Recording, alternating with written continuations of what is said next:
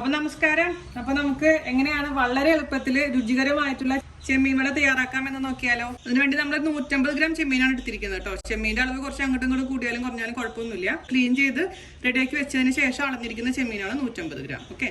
അപ്പൊ നന്നായിട്ട് ചെമ്മീനൊക്കെ വാഷ് ചെയ്ത് തലയെല്ലാം കളഞ്ഞ് ഉള്ളിലത്തെ ആ വെയിനൊക്കെ എടുത്ത് കളഞ്ഞ് ക്ലീൻ ചെയ്ത് വെച്ചിരിക്കുന്ന ചെമ്മീനാണിത് കേട്ടോ. ഒട്ടും തന്നെ വെള്ളം ഉണ്ടാവാൻ പാടില്ല, അത് പ്രത്യേകിച്ച് ശ്രദ്ധിക്കുക. പിന്നെ നമുക്ക് വേണ്ടത് ഒരു 6-7 ചെറിയുള്ളി. നിങ്ങളെടുത്ത് ചെറിയുള്ളി ഇല്ലെങ്കിൽ അതിന് പകരമായിട്ട് സവാള ഉപയോഗിക്കാം. സവാള ആണെങ്കിൽ ഒരു ചെറിയ സവാള അല്ലെങ്കിൽ സവാളയുടെ പകുതി വളരെ നൈസാക്കി അരിയാം കേട്ടോ. ഇച്ചിരി കൂടുതലും കുറഞ്ഞാലും കുഴപ്പമൊന്നുമില്ല. അതേപോലെ തന്നെ പച്ചമുളകിൻ്റെ എരിവ് അനുസരിച്ച് നമുക്ക് പച്ചമുളകിൻ്റെ എണ്ണം തീരുമാനിക്കാം. ഞാനിപ്പോൾ ഒരു 4 പച്ചമുളക് എടുത്തിട്ടുണ്ട്. പിന്നെ ചെമ്മീനൊക്കെ അല്ലേ, കുറച്ച് എരിവ് ആയിക്കോട്ടെ. കുറച്ച് കറിവേപ്പില, ഒരു ചെറിയ കഷ്ണം ഇഞ്ചി. പിന്നെ നമുക്ക് വേണ്ടത് പരിപ്പാണ്. പല സ്ഥലങ്ങളിൽ പല രീതിയിലാണ് ചെമ്മീൻ വട തയ്യാറാക്കുക. അപ്പൊ നമ്മളൊക്കെ പരിപ്പും കൂടെ ചേർത്തിട്ടാണ്, അതായത് പരിപ്പ് വടയുടെ പോലൊക്കെ തന്നെയാണ് ചെമ്മീൻ വട തയ്യാറാക്കുന്നത് കേട്ടോ. അതേസമയം നിങ്ങൾക്ക് പരിപ്പ് താല്പര്യമില്ല എന്നുണ്ടെങ്കിൽ പരിപ്പ് ഒഴിവാക്കാം. ഇതിപ്പോൾ പീസ് പരിപ്പാണ് ഞാൻ എടുത്തിരിക്കുന്നത്, അതായത് നമ്മുടെ ഗ്രീൻ പീസിന്റെ പരിപ്പില്ലേ അതാണ് ശരിക്കും പരിപ്പ് വടയ്ക്ക് ഉപയോഗിക്കുന്ന പരിപ്പ്.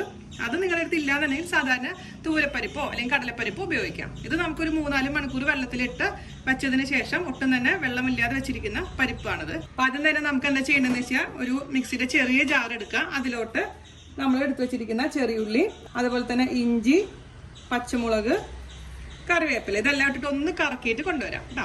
നമ്മളിവിടെ മിക്സിയിൽ ചതച്ചെടുത്ത് വെച്ചിട്ടുണ്ട്. ഇപ്പൊ മിക്സി ഇല്ലാത്തവർ അമ്മയിൽ ചെയ്താലും മതി കേട്ടോ. ഇത് നമുക്ക് ഒരു പാത്രത്തിലോട്ട് ഇട്ട് കൊടുക്കാം. പിന്നെ ചിലവർ വെളുത്തുള്ളി ഇടും. വെളുത്തുള്ളി താല്പര്യമുണ്ടെങ്കിൽ വെളുത്തുള്ളി ഇടാം കേട്ടോ. ഞാൻ വെളുത്തുള്ളി ഇട്ടിട്ടില്ല.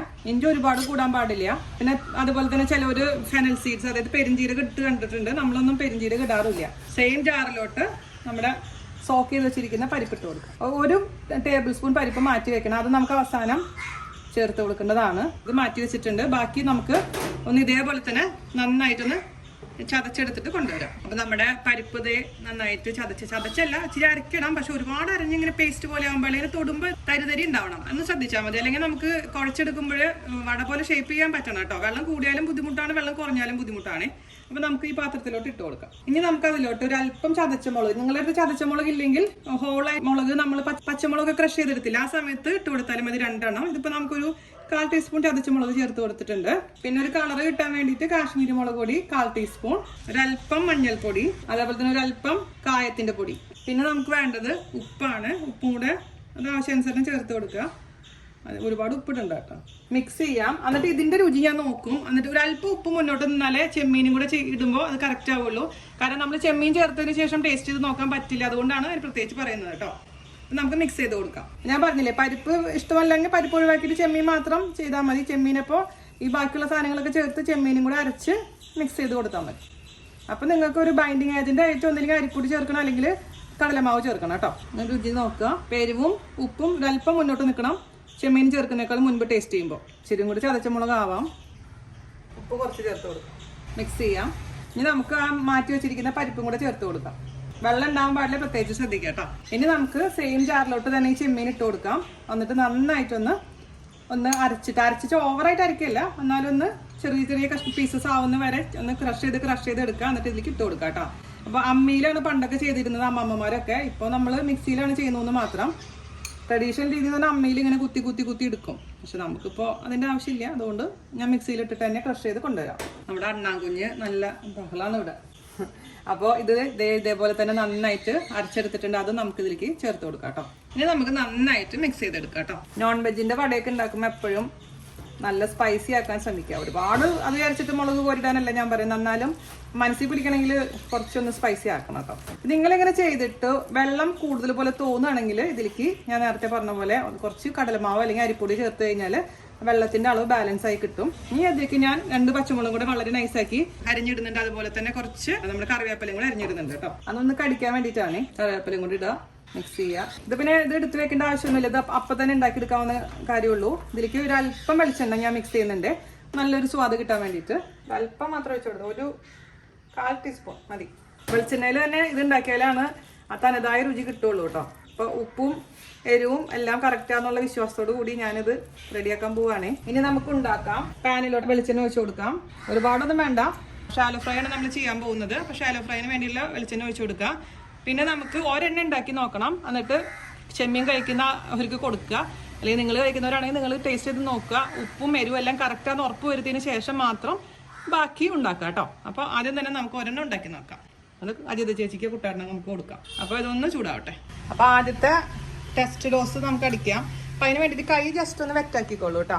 കാരണം എന്താ വെച്ചാൽ അല്ലെങ്കിൽ നമ്മുടെ ഇത് താഴോട്ട് വീഴില്ല. ചെറിയ ഉരുള മാത്രം ഇങ്ങനെ എടുക്കുക, എന്നിട്ട് കയ്യിൽ വെച്ച് ഇങ്ങനെ പ്രസ് ചെയ്ത് കൊടുക്കുക.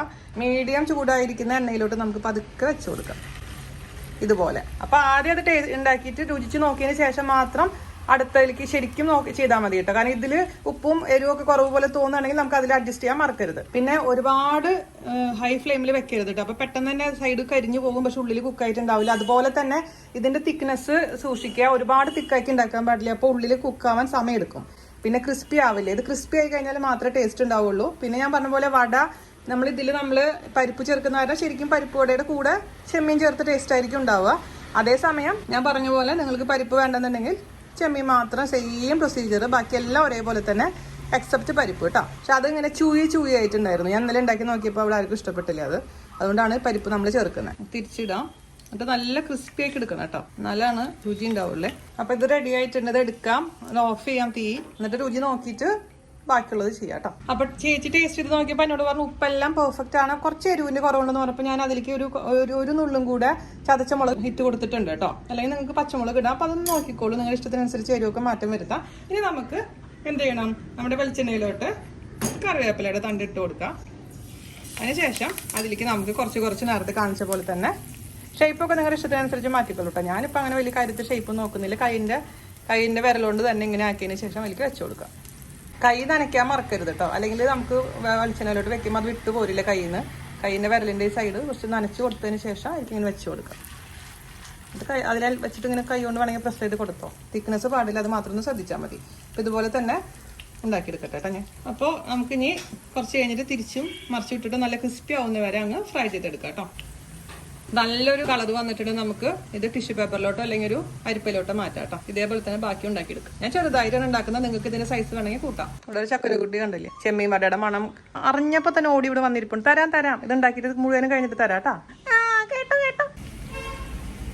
അങ്ങനെ നമ്മുടെ ചെമ്മീൻ വട അവസാനത്തെ ബാച്ചും റെഡി ആയിക്കൊണ്ടിരിക്കുന്നു.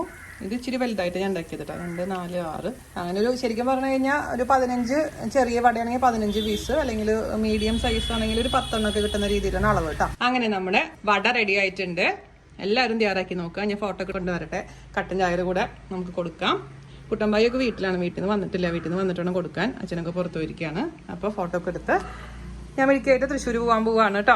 അപ്പോൾ ഞാൻ പറഞ്ഞില്ലേ, തിരക്കിൻ്റെ ഉള്ളിലാണ് നിങ്ങൾക്ക് വേണ്ടിയിട്ട് വട ഞാൻ ഉണ്ടാക്കി തന്നത്. നിങ്ങൾ ഒരുപാട് പേര് റിക്വസ്റ്റ് ചെയ്ത കാരണം വേറെ നാട്ടിൽ വരുമ്പോഴാണ് ചെമ്മീൻ വട ഉണ്ടാക്കാൻ പറ്റുള്ളൂ എന്ന് എനിക്കറിയാം. എല്ലാവരും മാക്സിമം ഷെയർ ചെയ്യുക. അതുപോലെ തന്നെ നമ്മുടെ ചാനൽ സബ്സ്ക്രൈബ് ചെയ്യാത്തവരാരെങ്കിലും ഉണ്ടെങ്കിൽ സബ്സ്ക്രൈബ് ചെയ്യാനും മറക്കില്ല എന്ന് വിശ്വസിക്കുന്നു. അപ്പോൾ നമ്മുടെ ചെമ്മീൻ വട എൻജോയ് ചെയ്യാം. അപ്പോൾ അടുത്ത അടിപൊളിയായിട്ടുള്ള റെസിപ്പി ആയിട്ട് വരുന്നവരെ നന്ദി, നമസ്കാരം. താങ്ക്